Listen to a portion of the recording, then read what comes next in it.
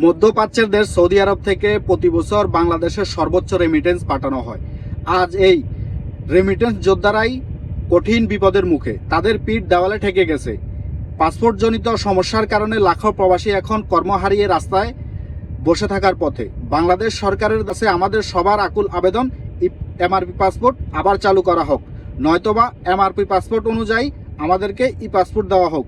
অনেকেরই ডকুমেন্টের সমস্যা আছে, এই ডকুমেন্ট সমস্যাজনিত কারণে অনেকে ই পাসপোর্ট করতে পারতেছে না।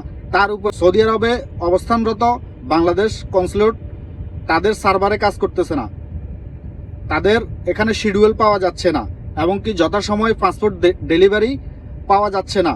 সব মিলিয়ে প্রবাসীরা এখন কঠিন বিপদের মুখে। আমাদের সকলের দাবি, হয় আমাদেরকে এমআরপি পাসপোর্ট অনুযায়ী ই পাসপোর্ট দেওয়া হোক, নয়তো এমআরপি পাসপোর্ট আবার চালু করা হোক। এতে প্রবাসীদের হয়রানি কমবে এবং কি প্রবাসীরা স্বস্তিতে থাকবে, ভালো থাকবে।